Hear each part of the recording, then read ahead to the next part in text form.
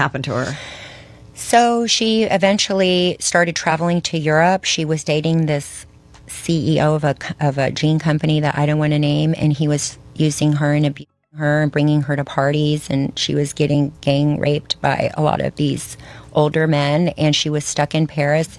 I was working in London, and I had to go pick her up in Paris and bring her back to New York to get her out. She couldn't get out. And then when you brought her back to New York, what? So she had to go through a detox program, Right. but then she fell off because she met up with Naomi. Naomi knows a lot of these millionaire and billionaire guys, so she connects you to them. She will connect you. Oh, darling, you know, so-and-so has the hotel, the Fontainebleau in Miami. I'll easily connect you. So they connect you, and then that's it. That's how it starts. Did you know who he was? Yes, I knew him. I was introduced to him on my 31st birthday by my ex-boyfriend Flavio. I've always said that I'm not a saint, that I am a work in progress, but I will not be held hostage by my past. Oh yeah, Naomi Campbell is all over the Epstein files. And I remember hearing these rumors about, oh, Naomi used to recruit girls for them. And I was like, I don't see it. Like, surely not. Wait, what did we just hear? The FBI has reportedly stepped in, questioning more people and making their first arrests. And guess who many people want questioned first? Naomi Campbell. It's being claimed that her dark-looking private villa was searched after newly released Epstein files showed text messages between her and Epstein. Naomi has allegedly been caught multiple times dealing in suspicious activities with powerful men, including corrupt leaders from developing countries. Yet each time she denies everything. What's even more shocking is that popular African influencer, Elsa Majimbo, tried to warn people about Naomi years ago, but she was shut out and silenced for speaking up. For anyone who somehow missed everything happening, the Epstein files were released just days ago, and unsurprisingly, Naomi's name appeared, showing her messaging him. There are heavy allegations that she acted like a recruiter, supplying women to Epstein by promising them modeling opportunities.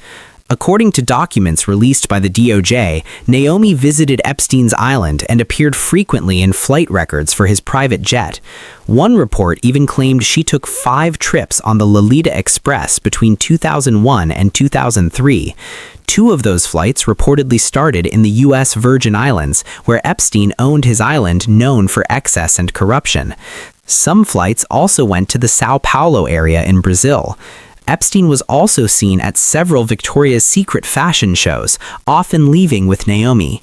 Naomi has insisted she didn't know Epstein and had never heard of him until her former boyfriend, Flavio Briatore, introduced them at her 31st birthday party in 2001. I was introduced to him on my 31st birthday by my ex-boyfriend Flavio. He was always front and center at Victoria's Secret shows. Did you suspect what he was doing? No. And what he's done is indefensible. And when I heard of what he'd done, it sickened me to my stomach, just like everybody else. Because I've had my fair share of predators, and thank God that I had good people around me that protected me from this. I mean, right now I stand with the victims. They're scarred for life. No one was truly shocked to see Naomi deny everything again, because that's exactly what she does every time she's linked to questionable men she shouldn't have been close to. For someone who claims ignorance about the actions of these men, she clearly enjoys their presence. She followed the same pattern when she was connected to Harvey Weinstein. Just a reminder, Naomi Campbell reportedly visited Epstein's island 21 times and maintained a close relationship with Weinstein. She is viewed by many as a dangerous and disturbing individual. There hasn't been nearly enough media focus on her ties to Epstein. And remember what was mentioned earlier about her name appearing in the newly released Epstein files? Despite sitting in interviews and claiming she knew nothing about his behavior, emails in the files reportedly suggest she and Epstein were coordinating how she would allegedly please him. Several old videos also resurfaced showing her recruiting women for supposed modeling opportunities, yet none of those women ever appeared on runways. No one really knows what happened to them. There were also clips of her in Kenya claiming to do charity work for children, but people are now questioning those actions as well. What do you It's think kind of she like- gets out of it? Well, she gets money. When you bring models or people that can easily be manipulated, you get funded. You get funded. How does she own an island being a supermodel? How do you know she owns an island? Yeah, she owns an island. But this is crime scene investigation. Yeah. But it opens your eyes to things that you never even thought of, and I connect all the dots. These rumors got even wilder when people came across this video of The rumors grew even more intense when people uncovered a video of American-based Kenyan influencer Elsa Majimbo accusing Naomi of pulling her into her inner circle and introducing her to wealthy men allegedly to push her into relationships with them. At some point, Elsa realized what was happening and told Naomi she wanted no part of it. That response reportedly angered Naomi, leading to Elsa being blacklisted. Keep in mind, Elsa was only 19 years old at the time and was just beginning her career. Naomi was coming to Nairobi to do some shopping. She was on holiday, but on a remote place. So she was in Nairobi doing shopping. And I texted her and she told me she's in Nairobi. So I was so excited to meet her. She was the first celebrity I was ever going to meet. Guys, I was through the roof. She texted me, she was like, hey, I'm here. She texted me the location. I went directly. I went with my brother. So my brother and I, we met her, we did some shopping. And as we're shopping, she's like, oh, the plane that's taking us back actually has couple more seats. Do you and your brother want to join us on holiday? Hell yes. So I was like, oh, that would be so lovely. She introduced me to a couple of people, in Hollywood, people she was on vacation were coming to Nairobi after the vacation. They were staying at the Kempinski. So I went to see them at the Kempinski when the whole thing was over. So I sat down with them, I was talking to one of them, and one of them was like, oh, it's so, like, how did you meet Naomi? And I was like, oh, no, I texted her on Instagram, blah, blah. And she was like, oh, yeah, she told us, like, she made you and she built you and she made your career. And I was like, what? No, that's not what happened. And I was like, you mean like helped me and like promoted me? And she was like, no, like what you have is because of her. And I was like, oh yeah, no, that didn't happen. Time goes by. March 2022. We have jumped into March 2022. I get a phone call. My phone is ringing. Naomi Campbell. Oh, so I pick up, I'm like, hey sis, like how are you doing? And she's like, Elsa, how dare you? Oh, so I'm in shock, right? I'm in shock. I don't know what's going on. She was like, this is the last time I'm speaking to you. Have a nice life. And she hung up, which I was very saddened by the situation, right? But I was like, if that's how she truly feels, because I respect people's space. So I was like, if that's how she truly feels, fine, it's okay. So I let it go. So after that, like a few months, things started going very badly for me. Things started going haywire. And I didn't think it was, I thought it was because of the situation, let me not lie. But I was like, also it can be sure. So I was like, let me go, because also having someone like Naomi Campbell not liking you in the industry is not a good thing. So I went to her, I apologized. I'd already apologized when the situation had happened, but I went and I apologized again and again. I started calling her, I started texting her, and then one day she just texted me and she was like, stop calling me. I have a child to take care of. So after that, I just said, okay, there's nothing I can do about it. I started drinking. That's why I even quit alcohol. I started drinking. I started drinking a lot. Yeah.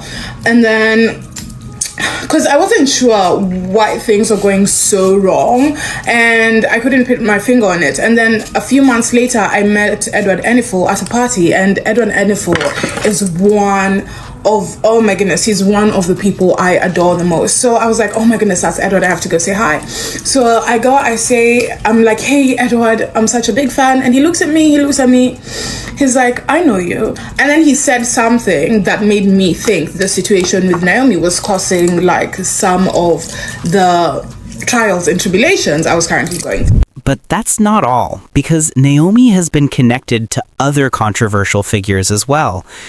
In 2010, she was brought into court to testify against former Liberian President Charles Taylor after he gifted her blood diamonds while she was staying at Nelson Mandela's home in South Africa.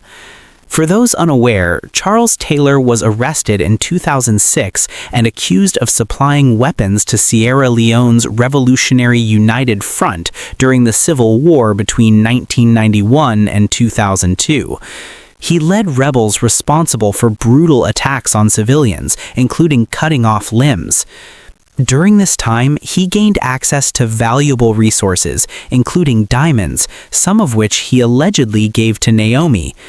When first asked about it, Naomi denied receiving them and even walked out of an interview. Later, when questioned in court, she admitted she did receive diamonds, claiming they were delivered by two unknown men who entered her home late at night. She also said she didn't keep them and instead donated them to charity. You received a diamond from I Charles. didn't receive a diamond, and I'm not going to speak about that. Thank you very much. And I'm not here for that. Well, we've been told that you didn't help the prosecution sort of in this very important case. Thank you so much. Goodbye. But what she told ABC News was a lie. She did receive diamonds from Taylor, as she acknowledged under oath today, describing a bizarre middle-of-the-night scene outside her bedroom. When I was sleeping, I had a knock at my door, and I opened my door, and two men were there and gave me a pouch and said, "A gift for you." Did you ask them who they were? No, I was extremely tired. When they gave me the pouch, I just put it next to my bed and went back to bed. What did you think the stones were? They were kind of dirty-looking pebbles. They were dirty, I don't know. When I'm used to seeing diamonds, I'm used to seeing diamonds shiny and in a box, you know. Someone hadn't said they were diamonds, I wouldn't have guessed right away that they were diamonds. Many people believe her explanation was completely false because her former assistant, Carol White, and actress Mia Farrow, who were both on that trip, stated that Naomi knew exactly where the diamonds came from and accepted them willingly. Carol claimed Naomi flirted with Charles all night and was excited when she received the diamonds, even showing them off. There are also allegations of Naomi stealing from charities and physically abusing her employees.